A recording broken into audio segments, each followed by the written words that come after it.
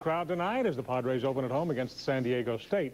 This is the sixth such meeting, and the Aztecs have never won this game. In fact, they've never scored more than one run in any of the games, and this Padres staff looks tougher than ever. There they are, exchanging mementos and exchanging checks as the Leukemia Society picks up a bundle. But let's look at the stars. Now, wait a minute. You know these guys. What about these guys? The San Diego State team, 17-12, not bad. And there's a chip off the old Jack. This is Padre manager Jack McKeon's kid, Casey. He won't choke with Pop managing against him. It's going to be a little bit different with him on the field. More pressure this time? Oh, no. I think it's going to be a little bit more fun, actually. But this is the Aztec star. You can tell he's the only one with his own makeup man. He's Harry Henderson, batting .391, one of the nation's best. What are you going to be thinking about when you go up against Bruce Hurst? Just try to relax and see the ball. Hopefully I'll get a good pitch to hit and drive it. The crowd warms to the occasion as Casey is at bat against Bruce Hurst. Hurst is in the driver's seat as Case loses the race to first base. Henderson's turn against Hurst, and he flies to right to end the inning. The crowd's pretty hopped up. How thrilled is this longtime Padre fan? Oh, very excited. I've been excited all the time, even when they lose. Yeah. We just enjoy them very much. But now it looks like they might not lose. No, you're not kidding. It really looks good. Even the icy-veined sports writers feel it. I think there's as much interest at this point of the season before it starts as there's ever been in the Padres. First Padre inning. Follow the plan. A hit by Tony Gwynn. A hit by Jack Clark.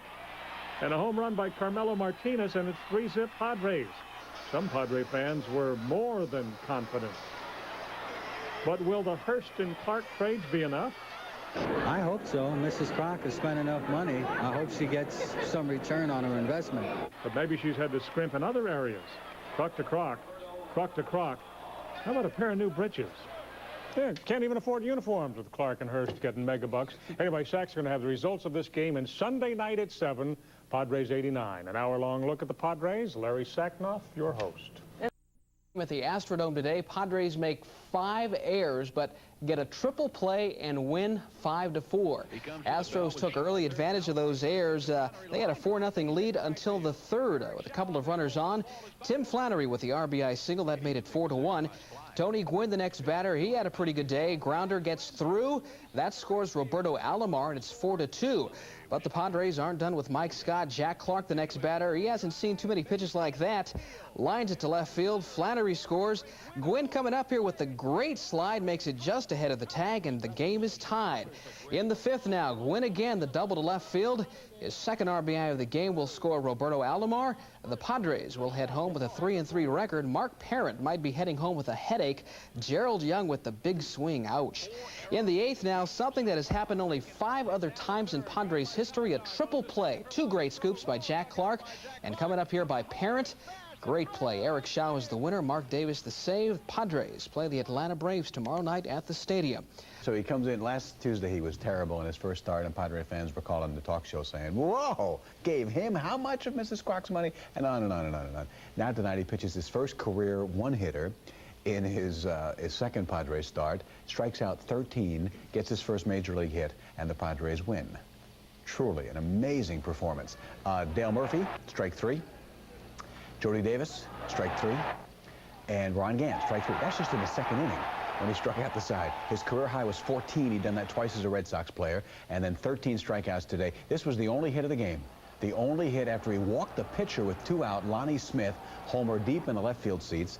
And then that was the only hit they were going to get. 19 straight retired. Then Tony Gwynn comes on and has his first home run of the season. This was when they were down 2-0. Tony made it 2-1. Then Hurst starts things off in a 4-run sixth with his first major league hit, as noted, standing at first base saying, hey, I don't know.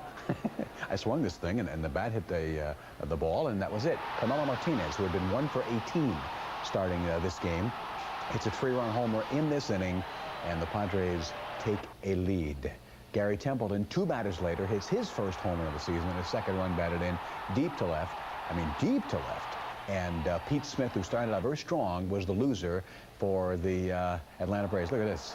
Lonnie Smith, who had hit the home run, striking out in the 9th, and the bat going past third base, and then a ground ball to short. It's over. A one-hitter for Bruce Hurst. And the Padres are over 500 for the first time so far in the season at 4-3 as they win this. Trying to turn it around. Gwynn single in the first, the fourth, bounce to second in the sixth. Tony hitting at 361.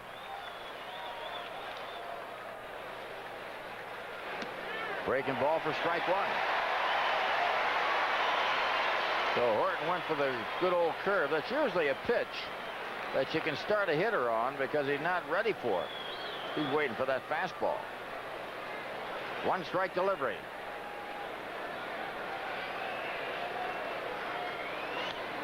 Outside. Salazar at third. Roberts at second. Alomar at first. Pretty good speed out there. Bip Roberts, a tying run. He's got a bad ankle, but he can run straight away. By that I mean he can't jump around, move around, a lot of shifting. He can just keep running away, and if he gets a shot, he'll score. Here's a 1-1 pitch. Gwynn hits it up the middle. The ball gets through, base hit. Here's one run in. Here comes Roberts over to third base. Alomar. Padres take a 2-1 lead. Tony Gwynn, his third hit, a clutch single to drive in two, and the Padres are ahead. Alfredo Griffin, the one guy you want to keep off base. He can run a little bit. Behind him, John Shelby with good speed. Kirk Gibson with the power behind him. And then Eddie Murray to follow. 33,708. Padres lead 2-1.